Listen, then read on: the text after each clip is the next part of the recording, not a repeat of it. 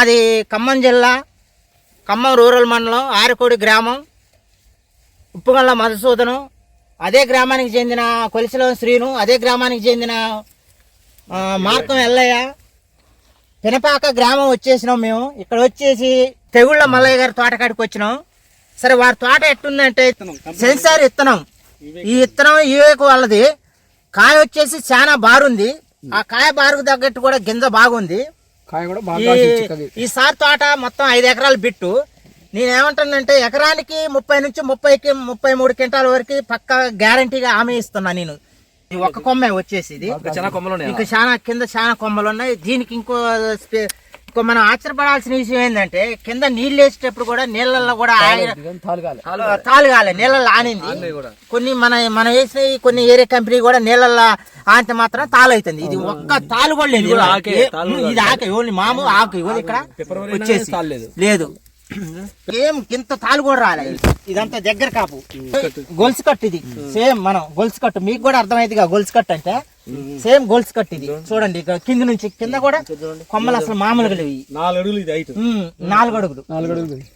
అదే ఇది ఏది మామూలు కింద చూసినాం. అక్కడ పైకి వచ్చి చూస్తే అది 4.5 అడుగులు ఉంటది. వంపు ఇది కాబట్టి కింద నీళ్ళు ఆగి కొంచెం ఇదే పచ్చికాయ ఉంది. పచ్చికాయ ఈ సెన్సార్ వరకు 30 పైన తప్ప ఎవరైనా వేసుకోవచ్చు. 35 క్వింటాలు అవుతుంది పక్కా. అది 30 నుంచి 35 క్వింటాల లోపు మేము కూడా పెడతాం. మీకు మురళి గారు మరి మీకు ఎట్లా ఇచ్చారు ఇత్తనాలు? రైతుకి అనుకూలంగా ఉంటుంది. పెట్టుబడి చాలా తక్కువ, బాగుంది. 8 సంవత్సరాల నుంచి అలా షాప్ కాడికి వెళ్తున్నారు.